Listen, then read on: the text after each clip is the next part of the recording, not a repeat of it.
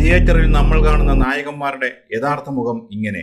ഉള്ളിൽ വർഗീയതയും പീഡനവും, പുറത്ത് മാധ്യമങ്ങൾക്ക് മുന്നിൽ വെറും അഭിനയവും. അമ്മ സംഘടനയിലെ നാണംകെട്ട കഥകൾ പുറത്താകുന്നു.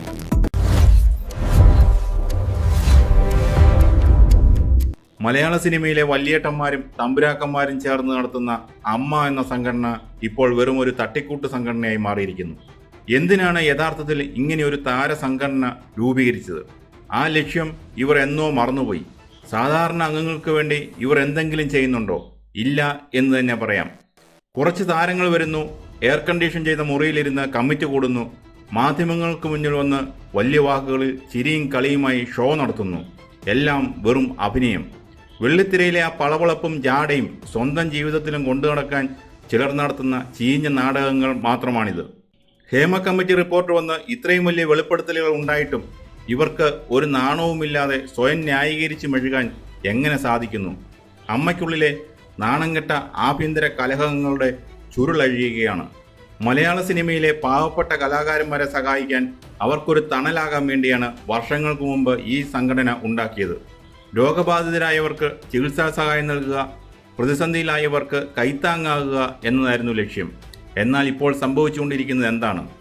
ഇന്ന് സംഘടന വൻകിട മുതലാളിമാരായ കുറച്ച് താരങ്ങളുടെ അഹങ്കാരം കാണിക്കാനുള്ള വേദിയാണ്. താഴെത്തട്ടിലുള്ള അംഗങ്ങളോ, എന്തിനേറെ പറയുന്നു സ്വന്തം എക്സിക്യൂട്ടീവ് കമ്മിറ്റിയിലെ പാവപ്പെട്ട വനിതാ അംഗങ്ങളോ അനുഭവിക്കുന്ന ദുരിതം കാണാൻ ഈ അമ്മയ്ക്ക് കണ്ണില്ല. സ്വന്തം ഇമേജ് നിലനിർത്താനും മാധ്യമങ്ങൾക്ക് മുന്നിൽ ആളാകാനും മാത്രമാണ് ഭാരവാഹികൾക്ക് താല്പര്യം. ജസ്റ്റിസ് ഹേമ കമ്മിറ്റി റിപ്പോർട്ട് പുറത്തു വന്നപ്പോൾ മലയാള സിനിമാ ലോകം മുഴുവൻ നാണിച്ചുപോയി. സിനിമയിലെ അണിയറകളിൽ നടക്കുന്ന ചൂഷണങ്ങളുടെയും പീഡനങ്ങളുടെയും ഞെട്ടിക്കുന്ന വിവരങ്ങളാണ് പുറത്തു വന്നത്. ഏതൊരു സാധാരണക്കാരൻ്റെയും ചോര തിളയ്ക്കുന്ന വാർത്തകൾ. എന്നിട്ടും ഈ സംഘടനയിലെ നേതാക്കൾക്ക് ഒരു കുലുക്കവുമില്ലായിരുന്നു. തെറ്റുകൾ തിരുത്തുന്നതിന് പകരം, ഇരകൾക്കൊപ്പം നിൽക്കുന്നതിന് പകരം കുറ്റവാളികളെ സംരക്ഷിക്കാനും സ്വയം ന്യായീകരിച്ച് മെഴുകാനുമാണ് ഇവർ ശ്രമിച്ചത്. ഞങ്ങളിതൊന്നും അറിഞ്ഞില്ല, ഞങ്ങളുടെ ഇടയിൽ കാസ്റ്റിംഗ് കൗച്ചില്ല എന്ന് പറഞ്ഞ് മാധ്യമങ്ങൾക്ക് മുന്നിൽ ഇവർ നടത്തിയ പത്രസമ്മേളനങ്ങൾ ജനങ്ങളെ പുച്ഛിച്ച് തള്ളുന്നതിന് തുല്യമായിരുന്നു. ജനങ്ങളെല്ലാം കാണുന്നുണ്ടെന്ന ബോധം പോലും ഇവർക്കില്ലാതെ പോയി. ഈ മെഴുക്കലുകൾക്കും നാടകങ്ങൾക്കുമേറ്റ ഏറ്റവും വലിയ തിരിച്ചടിയാണ് ജോയിന്റ് സെക്രട്ടറി ആയിരുന്ന നടി അൻസിബ ഹസന്റെ രാജി.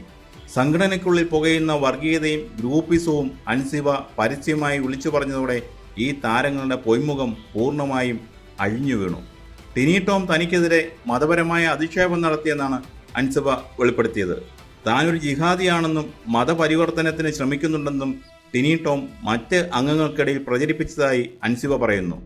അൻസിബയ്ക്കെതിരെ വേറൊരു താരം പരാതി നൽകിയതിനെ തുടർന്നാണ് ഈ സംഭവങ്ങളുടെ എല്ലാം അരങ്ങേറ്റം. ഇതിനെതിരെ പ്രതികരിക്കേണ്ട, നടപടികൾ എടുക്കേണ്ട പ്രസിഡന്റ് ശ്വേതാ മേനോനും ജനറൽ സെക്രട്ടറി കുക്കു പരമേശ്വരനും പക്ഷം ചേരാനും പരാതികൾ ഒതുക്കാനുമാണ് ശ്രമിച്ചത്. ഇതൊക്കെ പോട്ടെ, സ്വന്തം ഓഫീസിലെ ഒരു വനിതാ ജീവനക്കാരിക്ക് പോലും ഈ സംഘടനയിൽ സുരക്ഷിതത്വമില്ല. ട്രഷററായ ഉണ്ണി ശിവപാലിൽ നിന്നും തനിക്ക് കടുത്ത തൊഴിൽ പീഡനവും മാനസിക ബുദ്ധിമുട്ടും നേരിടേണ്ടി വന്നുവെന്ന് ആ ജീവനക്കാരി പരാതി നൽകിയിട്ടും എന്താണ് സംഭവിച്ചത്? ജനറൽ സെക്രട്ടറി കുക്കു പരമേശ്വരൻ ആ പരാതി പൂഴ്ത്തിവെക്കാൻ നോക്കി. ഒടുവിൽ മറ്റ് അംഗങ്ങൾ ബഹളം വെച്ചപ്പോഴാണ് ഉണ്ണി ശിവപാലിനെ പേരിനൊന്ന് ലീവിൽ വിട്ടത്. സ്ത്രീകളുടെ അവകാശങ്ങൾ സംരക്ഷിക്കാൻ എന്ന പേരിൽ ചരിത്രത്തിലാദ്യമായി ഒരു വനിതാ ഭരണസമിതി വന്നപ്പോഴാണ് ഈ നാണംകെട്ട ഒതുക്കി തീർക്കലുകൾ നടക്കുന്നത് എന്നത് എത്രത്തോളം അവകാശമാണ്. ബാബുരാജ് ഉൾപ്പെടെയുള്ള മുതിർന്ന അംഗങ്ങൾ ഈ സംഭവങ്ങളിൽ പ്രതിഷേധവുമായി ഇപ്പോൾ രംഗത്തെത്തിയിട്ടുണ്ട്. ഈ ഭരണസമിതി നാണം കെട്ടതാണ്, ഇത് അടിയന്തരമായി പിരിച്ചുവിടണം എന്നാണ് അവരുടെ ആവശ്യം. അൻസിബയുടെ പരാതി വായിച്ചാൽ ആരുടെയും തല ഇറങ്ങിപ്പോകുമെന്ന് ബാബുരാജ് പറയുന്നു. ഈ പ്രതികരിക്കുന്ന മുതിർന്ന അംഗങ്ങളുടെയും മുൻകാല പ്രവർത്തനങ്ങൾ നിഴൽ വീണതാണ്. വെള്ളിത്തിരയിൽ നായകന്മാരായി വന്ന് ഡയലോഗ് അടിക്കുന്ന പലരുടെയും യഥാർത്ഥ മുഖം ഇതാണ്. ഉള്ളിൽ മുഴുവൻ അസൂയയും ഗ്രൂപ്പുകളെയും വർഗീയതയും വെച്ചുകൊണ്ട് പുറത്ത് മാധ്യമങ്ങൾക്ക് മുന്നിൽ വന്ന് ഇവർ അമ്മ എന്ന പേരിൽ വലിയ സ്നേഹം അഭിനയിക്കുകയാണ്. മലയാള സിനിമയിലെ പ്രേക്ഷകരോടാണ്. ടിക്കറ്റ് എടുത്ത് തിയേറ്ററിൽ പോയി നമ്മൾ കാണുന്ന ഈ താരങ്ങളുടെ യഥാർത്ഥ ജീവിതം വെറും പൊള്ളയാണ്.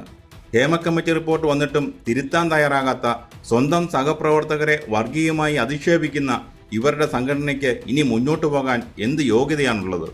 ഈ ഭരണസമിതി പൂർണ്ണമായും പിരിച്ചുവിട്ട് പുതിയൊരു നേതൃത്വം വന്നില്ലെങ്കിൽ ഈ സംഘടന തകർന്നടിയും എന്നതിൽ ഒരു സംശയവുമില്ല.